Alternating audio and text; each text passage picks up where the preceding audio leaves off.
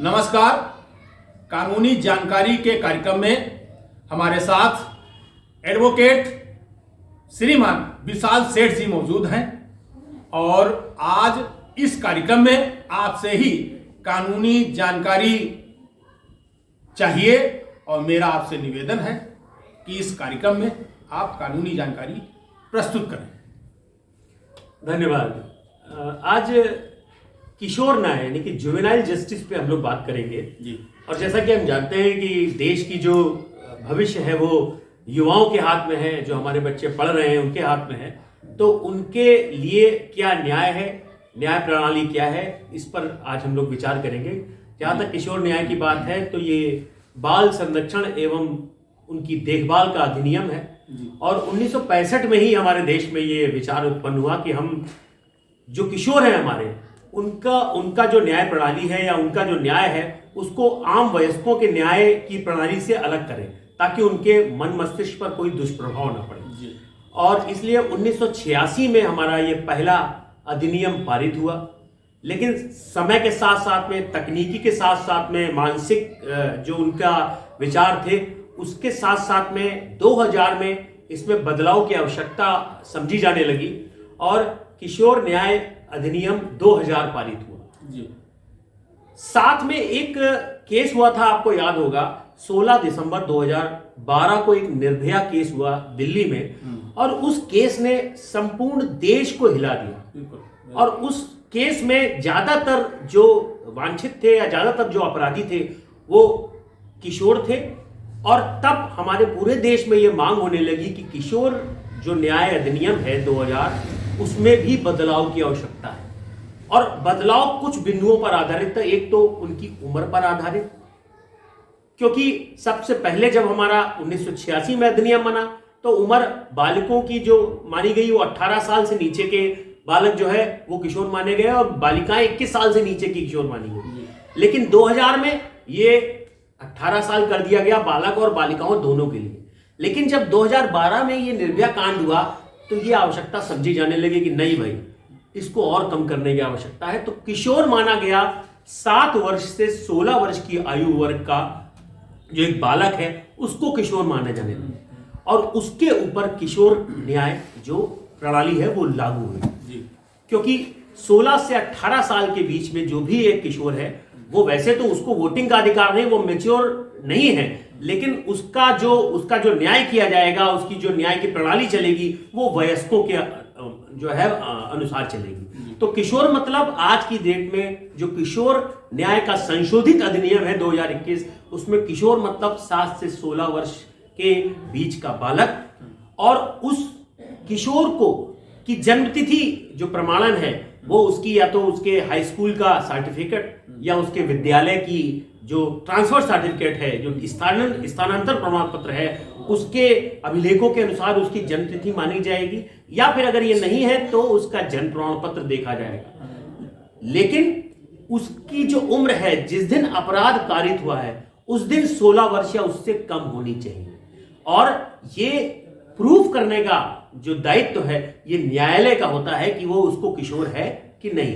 तो सबसे पहले किशोर मतलब 7 से 16 वर्ष के लोग, उनकी आयु प्रमाणन, उनके विद्यालय का सर्टिफिकेट या उनका स्थानांतरण प्रमाण पत्र, हाई स्कूल का प्रमाण पत्र। एक बाध्यता है इस किशोर न्याय पर कि किशोर न्याय में 3 चीजें कोर्ट भी देखता है। जैसे कि आपका वर्ड है किशोर, की मतलब वो किस उम्र का है, शा मतलब उसकी शारीरिक दक्षता, उस अपराध करने का कार्य करने की उसकी शारीरिक दक्षता है, ऐसा तो नहीं उसके ऊपर कोई झूठा इल्जाम लगा है, और रा मतलब उसकी स्वयं की रजामंदी, ऐसा तो नहीं कि उसने अनजाने में कोई अपराध कर दिया हो। तो ये 3 चीजों पर कोर्ट जो है विशेष ध्यान रखता है। अच्छा, इस नए संशोधन को मनाने के पीछे जो एक बेसिक चीजें थी वो तो ये थी कि सबसे पहले किशोर न्याय अधिनियम के तहत जो भी सजा दी जाती वो सजा नहीं दी जाती, वो उसको सुधार गृह में रखा जाता है, बाल सुधार गृह में रखा जाता है और वो मैक्सिमम 3 साल होती है। तो कई ऐसे छोटे छोटे मामले होते हैं जिसमें 3 साल बहुत ज्यादा होता है। तो पहले के अधिनियम में ऐसा था कि ये 3 साल फिक्स था,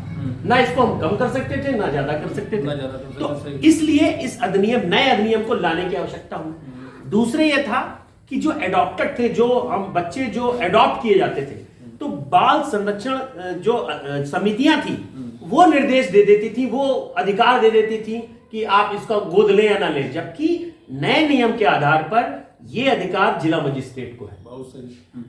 तो इन सब बातों को ध्यान में रखते हुए 2015 का एक नया अधिनियम लाया गया और 2021 में इसको संशोधन किया गया। अब एक बात होती है कि वैसे तो हमारे देश में आप देखिए तो मुकदमा शुरू होते हैं एक पीढ़ी में और खत्म होते हैं तीसरी पीढ़ी में, लेकिन इस मामले में इस अधिनियम के तहत यह आवश्यक है कि इस पूरे प्रणाली, इस जो भी उसका जो मुकदमा चलेगा उसको 6 महीने में पूरा करना आवश्यक है। बिल्कुल। यदि 6 महीने में वो पूरा नहीं होता है तो उसके विरुद्ध जो भी कार्रवाई चल रही होगी वो सब समाप्त कर दी जाएगी।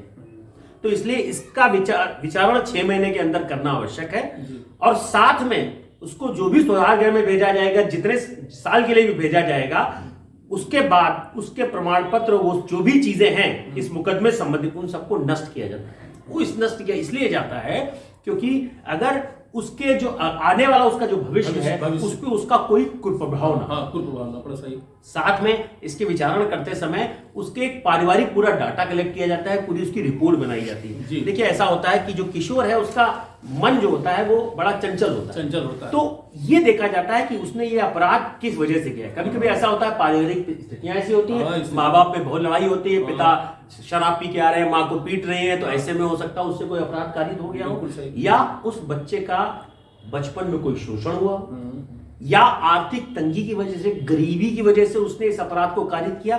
तो ये सब बातें उस रिपोर्ट में आती हैं और ये भी देखती है कोर्ट कि इस जो है बाल सुधार गृह में रहने के बाद जब वो जाएगा तो उसकी जो घरेलू परिस्थितियां हैं वो फिर से तो कहीं नहीं उससे कोई अपराध कारित करा देंगे। तो इसलिए इन सब बातों पर ध्यान दिया जाता है। साथ में इसका एक न्यायाधिकरण अलग होता है, किशोर न्यायालय अलग होता है, ये आम न्यायालय से अलग होता है, क्योंकि आम अपराधियों के साथ में अगर उस किशोर को ट्रीट किया जाएगा तो उसके मन पे स्थायी एक को प्रभाव पड़ेगा। हो सकता है वो स्थायी अपराधी बन जाए, बिल्कुल हो सकता हो वो अपराध करना उसके लिए, अरे हमने अपराध किया तो सब अपराध कर रहे हैं, ऐसे कोई बड़ी बात नहीं है, तो सब इतने सारे लोग हैं। तो यहां पर मेन उद्देश्य यह है कि उस अपराध के प्रति उसको जो है सचेत करना और उसमें सुधार करना ताकि वो एक रेगुलर अपराधी ना बन जाए। ऐसा सही। इस विषय पर इस तरीके की, तो इसलिए किशोर न्यायालय जो है वो अलग होते हैं और वहां उनका विचारण भी अलग होता है। जैसे मैंने आपको बताया कि उनका ट्रायल अलग चलता है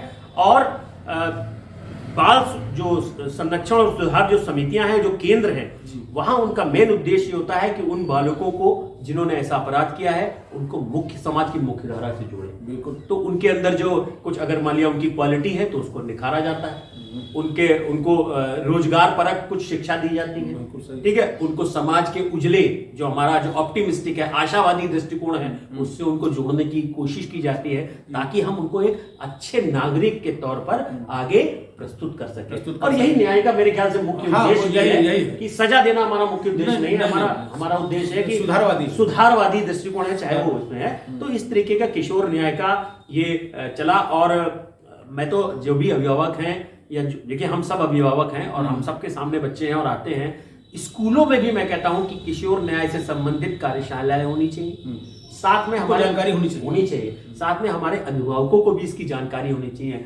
अगर उनके अब कभी कभी ऐसा भी होता है कि बच्चा किशोर है लेकिन उसका मुकदमा मुख्य कोर्ट में जो है मेन न्यायालय में जो है वो प्रस्तुत कर दिया गया है, तो अब ये उस किशोर के जो उसके अधिवक्ता हैं, ये उनका दायित्व है, उनके अभिभावकों का दायित्व है कि उसको प्रूफ करें कि वो किशोर है, ताकि उसका मुकदमा, अगर वो प्रूफ हो जाता है तो फिर उसका मुकदमा किशोर न्यायालय में ट्रांसफर भी किया जा सकता है। ये नहीं कि एक बार नहीं क्यों नहीं होगा, ये नहीं कि एक बार मुकदमा जो है आपका मुख्य कोर्ट में आ गया तो उसके बाद वो वहीं चलेगा, ऐसा नहीं, उसका वहां पर ट्रांसफर भी किया जा सकता है।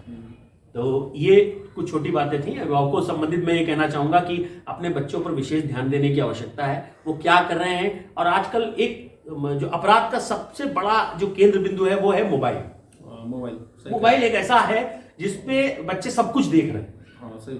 तो आज के दौर में बच्चों के मन मस्तिष्क पे, खासकर किशोरों के मन मस्तिष्क को बहुत ज्यादा कहते हैं कि ना साफ करने की, अच्छा करने की आवश्यकता है। और ये तभी हो सकेगा जब उनके अंदर संस्कार गढ़े होंगे। बिल्कुल, जब हम उनको अपनी संस्कृति और सभ्यता से जोड़ेंगे, उनके अंदर संस्कार गढ़ेंगे, उन्हें अच्छे बुरे की नॉलेज होगी। देखिए ये एक बड़ा जो है किशोर न्याय और यह अधिनियम तो बन गया, लेकिन अधिनियम की जानकारी किसको है? वकीलों को, आम आदमी को नहीं है, उन बालकों को नहीं है। तो ये आवश्यकता है हमारी सरकार की भी।